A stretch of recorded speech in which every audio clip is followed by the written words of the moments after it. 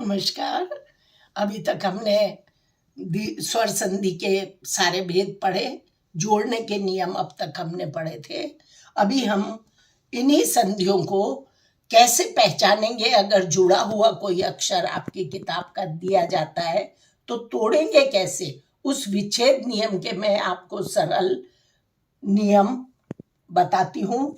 जैसे कि यण संधि है तो आधे अक्षर, जैसा कि इसका नाम ही है, तो आधे अक्षर के बाद अगर यह व र आते हैं तो आप पहचान जाओ कि भाई यहाँ यण संधि होगी, और वहीं से आपको शब्द को तोड़ना होता है। जैसे एक उदाहरण है इत्यादि, तो इति आधे अक्षर के बाद यह आ रहा है तो हम यहीं से तोड़ेंगे, और इति यह आने पर ई की मात्रा, वह आने पर उ की, जैसे नियम बताए हैं जोड़ने के, तो वो लगा के हमने इति धन आदि कर दिया। यह में जो मात्रा लग रही थी आ की, वो हमने प्लस का चिन्ह लगाकर अलग लिख दी। इस तरीके से विद्यालय, यद्यपि और भी कई उदाहरण हो सकते हैं। इत्यवदत, इति धन वदत इत्यादि। इसी प्रकार अयादि संधि है तो इसमें क्या होगा, अय, आय, अव और आव आएंगे, है ना। मतलब पूरे अक्षर के बाद य या व आएंगे, र ल नहीं आते इसमें, य और वही आएंगे, तो वहां अयादि संधि है।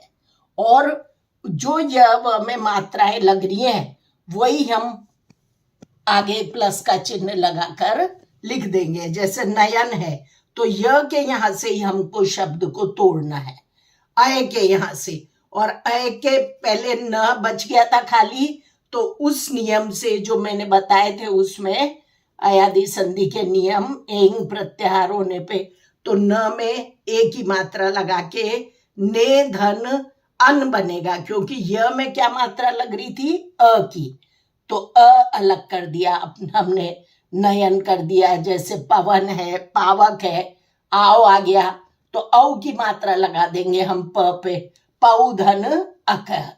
इस तरीके से ये आई और औ की मात्राएं आगे लगाई जाएंगी, और फिर प्लस का चिन्ह लगा के य या व में जो मात्रा लगी हुई है वो हमें बाद में तोड़कर लिख देनी है। इसी प्रकार गुण संधि है तो जब किसी शब्द में एक मात्रा कहीं तुम्हें दिखाई दे, छोटे ए की या छोटे ओ की मात्रा हो, तो वहां समझ लो कि मुझे यहीं से अरबी आ जाता है, इसमें अरबी हो सकता है। तो अरबी बीच में अगर आ जाए ए और अर, तो अरबी होने पर वहां आपको अर की मात्रा भी हो सकती है, तो वहां आपको गुण संधि होगी, ये ध्यान रखो। और वहीं से आपको शब्द के टुकड़े तोड़ने हैं। जैसे ए और अर आ गया महर्षि, देवर्षि, ब्रह्मर्षि, तो अर वाले भी हो सकते हैं। महोदय तो महाधन उदय, महेश है तो महाधन ईश है, वहीं से तोड़ेंगे हम। जैसे शब्द बनता होगा आ की मात्रा लगाकर आगे लिख देंगे शब्द को, और उसके पीछे जो भी ए की या ओ की है तो उनकी जगह जो परिवर्तन करने के नियम है वो बाद में लगेंगे। इसी प्रकार वृद्धि संधि है तो जैसे दो मात्रा कहीं भी आ जाए किसी भी शब्द में, तो आप पहचान जाओ कि मुझे वहीं से अब शब्द को तोड़ना है, और अ या आ की मात्रा लगाकर आगे के शब्द को लिख देना है। इसी प्रकार गुण में लिखेंगे हम कि आगे के शब्द को तो अ या आ की मात्रा लगाकर लिख दो, और पीछे फिर जो परिवर्तन के नियम बताए थे हमने, उस नियम के अनुसार आप वहां से शब्द को तोड़ोगे। तो वृद्धि तो बहुत ही सरल है, आई की मात्रा है तो ए या आई में से कुछ लिख दो पीछे, ओ की मात्रा है औ की, तो ओ या औ में से जैसे भी शब्द बनता हो वो आप बाद में लिख सकते हैं। इसी प्रकार दीर्घ संधि है अब जैसे, तो इसके हो गए उदाहरण, सदैव है, महेश्वरम है, और इसी प्रकार जो भी औ की मात्रा वाले हैं या आई की मात्रा वाले शब्द है, जैसे महौषधि, महाधन औषधि किया था हमने, तो ये। फिर दीर्घ संधि में क्या होता है कि बड़ी मात्रा आएगी कहीं पर भी, आ की बड़ी की, बड़े ऊ की और बड़े री की मात्रा आएगी। तो इन मात्राओं के आने पर आप वहीं से शब्द को तोड़ोगे, उस बड़ी मात्रा के यहाँ से।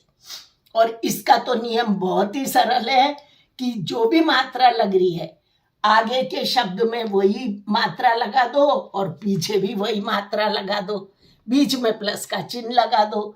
जैसे विद्यालय था, विद्याधन आलय किया, देवालय है तो देवधन आलय, यहीं से तोड़ेंगे हम। गिरीन्द्र है तो गिरिधन इंद्र किया था हमने, और लघुर्मी था तो लघुधन उर्मी किया था।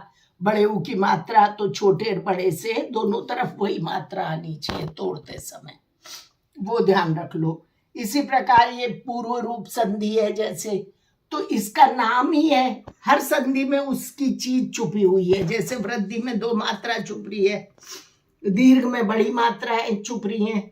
इसी प्रकार पूर्व रूप जैसा कि नाम है, पहले का रूप अगर बिल्कुल नहीं बदलता है और केवल एस आ जाता है कहीं पर ए की या ओ की मात्रा के बाद, तो उस एस के यहां से आपको शब्द को तोड़ना है।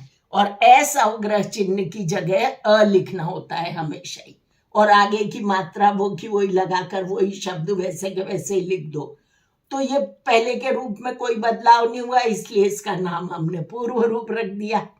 ऐसे ही अगर किसी संधि में पीछे के रूप में कोई बदलाव नहीं होता, वो की वही मात्रा होती है, तो फिर हम उसको पर रूप संधि कह देते हैं। जैसे कि कोई अ से खत्म होने वाला उपसर्ग है, वो जरूरी है कि उपसर्ग ही होना चाहिए। जो आगे हम उपसर्ग पढ़ेंगे तब बताऊंगी मैं आपको कौन कौन से अ से खत्म हो रहे हैं, पर अ जिनके पीछे आए ऐसा कोई उपसर्ग है। जैसे प्र था तो प्र में अ आ रहा है पीछे, उप है तो उप में अ आ रहा है पीछे, तो उप से बनेगा उपोषति, उपधन ओषति। तो हमने क्या किया कि पीछे की मात्रा जो थी ए या ओ की, वो हमने आगे कर दी। दूसरी पहचान नियम ये भी है कि यहाँ पर कोई क्रिया वाला शब्द ही आना चाहिए, शब्द रूप नहीं होना चाहिए, वो धातु रूप होना चाहिए, मतलब क्रिया वाला। जैसे पठती पठता पठंती होता है, लभते लभते लभंते होता है, तो ऐसी कोई क्रिया वाला शब्द आएगा तब यहाँ पर रूप संधि बनेगी। और आगे उपसर्ग भी जरूरी है, तब पर रूप संधि बनेगी। दोनों को हम मिलाकर लिख देंगे, आगे का रूप खत्म हो जाएगा, पीछे की मात्रा वैसी की वैसी लग जाएगी उस उपसर्ग में। तो इस प्रकार से ये सारी संधियां पहचान नियम सहित हम समझें तो आपको तोड़ना भी आ जाएगा। विच्छेद नियम कहलाते हैं ये एक तरह से, और वो जो पहले पढ़े थे हमने वो जोड़ने के नियम अर्थात रचना के नियम कहलाते हैं, जो पाणिनि नियम कहते हैं जिन्हें, वो रचना सिखाते हैं आपको। पर अभी पहले हम अवबोधन की क्षमता का विकास करें, ये समझें कि शब्द को तोड़ेंगे कैसे। तो दोनों ही तरह के ये नियम आपको याद रखने बुद्धि में जरूरी है। धन्यवाद।